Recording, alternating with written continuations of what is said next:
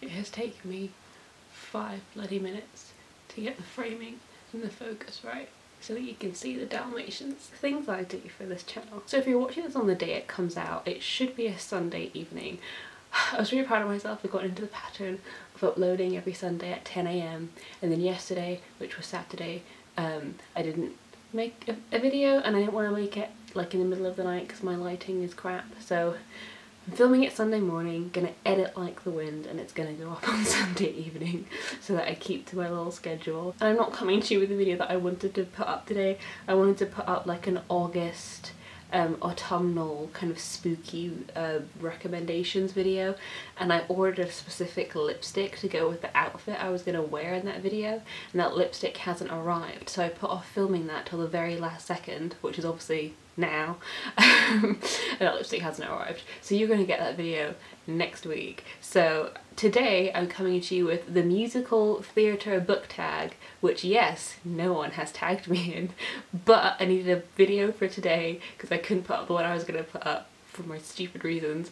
And I'm just a nut for musical theatre. I love musical theatre. It's my lifeblood. It's like 80% of the music I listen to is musical theatre. I've been to many a musical, I've dragged my friends to many a musical, so I thought this would be really fun. It's just a combination of two of my great loves, which is musical theatre and books. And I already have all my books picked out, so I'm just gonna do it anyway, and let's hope I don't get like called out for not being tagged or something. I have them written down on my little notebook. I took this very seriously. I used my pink felt tip to like put in my answers. It was a whole process. So the first prompt is Hamilton, and the song is Satisfied. So what novel has an unsatisfying end or needs a sequel? And I very cleverly put that one at the very bottom of my little pile. But I went for Red, White and Royal Blue, which matches my shirt today, and that's not the reason I went for it. It doesn't necessarily have an unsatisfying end, but I would just like a sequel. This is the one that I read most recently that I thought like, yeah, I'd read another one of that. It's just so much fun. I love the characters, I love the way it was written. It's a very silly concept, but it just gave me a lot of nostalgia. It reminded me a little bit of the tone of Princess Diaries, and I just thought like it was so much fun, and I love the characters, and I'd love to see what they go on to do kind of past the end of this novel. So yeah, that's my pick for this one. The next prompt is Everyone's Talking About Jamie, so what is a hyped book that I want to read? And I would definitely say The Poppy War, Jade City, The Fifth Season, all of BookTube's current like big fantasy favourites I really want to get to. They all sound incredible. But as you may have noticed on the channel if you've been watching my last few videos, my TBR is huge. Tried to tackle it in lockdown, didn't get very far. So I have sort of tried to put off buying new books, which has already failed. I did a very recent book haul, but I'm trying to kind of curtail that. But as soon as I can allow myself to buy more books, those are the ones I will be buying. The next prompt is Anastasia, Journey to the Past. Lovely song. Which book has flashbacks / developed backstories? And I have to go with The Starless Sea, which I just read. Admittedly, after I finished it, I gave it 3 stars, and then I thought about it some more and gave it 4. I think it's a really wonderful concept. The execution, I understand why it is the way it is. I'll talk about this more in my wrap up, but it's not only got developed backstories and like flashbacks, it has flash forwards and flash sideways. Like, time is all over the place in this book. There are so many different threads, and you're like, what is going on? When are these gonna tie together? And then they kind of do at the end, and when they do, it's a very kind of satisfying aha moment, but it's quite a frustrating journey to get to there because you just are kept in the dark for so long. But if you're looking for kind of a meaty book with lots of different threads and lots of backstories and developed characters and la la la that kind of run through the book, this is definitely one of those books. The next prompt is Be More Chill, and the song is Michael in the Bathroom, which is not a musical I've seen yet. I want to. And it said, if you were escaping a party to hide in the bathroom, what book would you take with you? My initial thought was like, if I was escaping a party, I'd probably be stressed, so like a comfort read. So annoyingly something like Harry Potter, which is a comfort read for me. I mean, not as much now, but or something like Shadowhunters, which again is a comfort read because I just love those books. I feel like going home every single time. But both of those books are quite chunky, so I thought, could I put that in like a party bag. I thought about this way too much. So then I went with Reasons to Stay Alive by Matt Haig, because it's tiny, so it might fit in my bag if I were to, you know, need it at a party. And also, you know, if I was anxious or something, it's quite an uplifting book, you know, it's quite comforting in that way as well. I would definitely recommend this. I think I really like the way Matt Haig writes. I only read his fiction stuff. I've read this and Notes on a Nervous Planet, and I just bought The Midnight Library, so already breaking my book buying ban. But I really want to get to his fiction stuff soon, because his non-fiction stuff is really beautifully like written, and he's always very personal and raw. So yeah, would recommend that. The next prompt is 6, which I've just discovered. Well, I always try and put off listening to the whole musical until I get to see it on stage, because obviously that's the way it was intended. It's meant to be acted and performed with the costumes and the live music and all that. You're not really meant to like listen to it in your room at 3 AM and crying at how talented people are. But I have discovered a couple of songs from 6, and I'm very excited to see that when the world stops ending. So the next prompt is 6, and the song is Ex-Wives, a book that is a twist or a retelling of a well-known story. And I wasn't quite sure what to go with on this one, so I went with The Girl Who Circumnavigated Fairyland in a Ship of Her Own Making by Catherine N. Valente. I don't think it's a direct retelling or a twist. It just very much reminded me of Alice in Wonderland. It's this little girl called September, and then one day a magical dragon comes to her window and she goes off to this magical land called Fairyland, which is very absurd and reminded me a lot of Wonderland. Just a lot of weird characters, a lot of like crazy things, and a lot of the stuff that she kind of says reminds me of like the tone of Alice in Wonderland, you know, believing in 3 impossible, I've downgraded that, believing in 6 impossible things before breakfast. So that is that kind of mood, and that kind of like, you know, there's a spunky little girl who's going to take on this magical land type vibe. It doesn't necessarily reference Alice in Wonderland on the book, but I think that's a pretty clear reference point. So if you enjoy Alice in Wonderland and that whole concept, I think this would be a good book for you. The next prompt is The Last 5 Years, and the song is Still Hurting. Talk about a book that hurt and stayed with you. Okay, and this is a little bit of a cheat, but the most recent one is probably Call Me By Your Name, which is not one that I read first. I saw the film first, and that deeply impacted me when I saw it, and then I went and sought out the book, which I think is beautifully written, and I'm going to talk about this actually in another video, because I'm going to plan it. I've planned a video where I talk about why the sequel doesn't work for me, and then talk about why this works for me, so like compare and contrast type thing. But this book has done so much for me in my life. It had a very deep impact. I don't know if I say it would hurt. I don't know if I'd say it has hurt me, but it has definitely left a deep impact on me. And same with I went for as well. I did too, because it's my video, I can do what I want. I went for Looking for Alaska as well, which was my teen kind of, like I have a very complicated relationship with this book. I discovered it as a teen, and it was like my new thing, and I really romanticized a lot of the stuff that John Green wrote this book to critique, because I was a stupid teen. And then I revisited it later on, and I was like, oh, I was not supposed to romanticize that at all. And this is the first book I think I ever highlighted, and I was very scared, but I highlighted kind of the bits that meant a lot to me, because I was really into like making things my own. Stupid teens. And this book definitely had an impact on me. I remember one night my lovely friend B, she came around and I started reading her quotes from this book and like trying to get her to read it.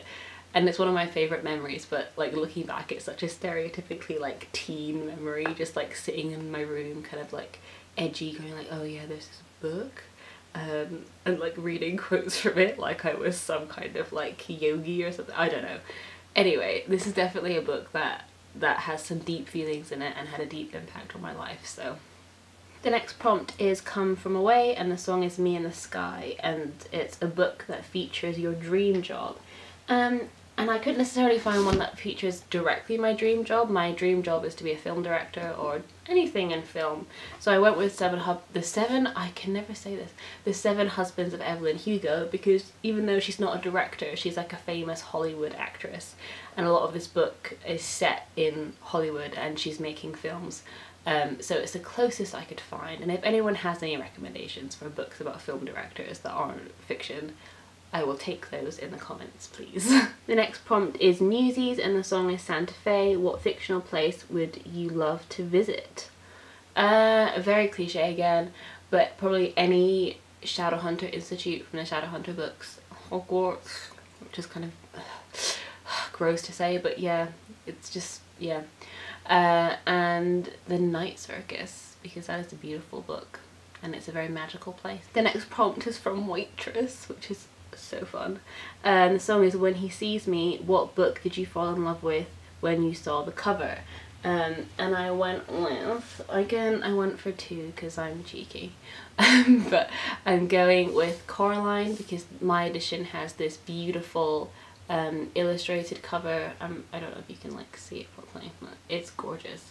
And the back is also beautiful. It has the other mother there. So I love that. And also I decided to go with Giant Days because it's a very beautiful graphic novel series, but they also have very iconic covers. So each cover will focus on a character, I guess a character that features prominently in that volume, and does like this beautiful kind of graphic drawing of just that one character. And I love that, just like one kind of strong illustration. And like I would love all of these as like prints for my wall or something. They're all very beautiful. And it's also a series that means a lot to me and is ending this year. I'm very sad about it. So if you haven't got on that bandwagon yet, please do. It's very good. The next prompt is from Dear Evan Hansen, which is one of the best musicals of all time. Don't at me. The song is Disappear, and so hype but underrated book. Ooh, and this one I went with My Favorite Manson Girl. I don't know why, but when I read this a couple of years ago, I thought it was going to be like the next big thing on BookTube. I was like, I don't know, I think I saw on someone's blog or someone's Goodreads and I was like, oh, like this is going to be a big book because I really loved the premise and I thought it was really interesting. And then I read it and like no one else did, so here's me trying to give it like a second life. I thought this book was incredible when I read it. I give it 5 stars. It's been years though, so I'm a bit sketchy in the details. What I do remember is that it's about this girl who runs away from her parents to live with her sister in LA, and her sister in LA is an aspiring actress, so there's a lot of kind of commentary there about the toxicity of LA and how much she's struggling with kind of her self-esteem being an actress in LA. And basically in order to pay for her flight home, the younger sister has to take a job with her sister's ex-boyfriend, and he is making a documentary about the Manson cult and he wants research. So the young girl has to then research the Manson cult,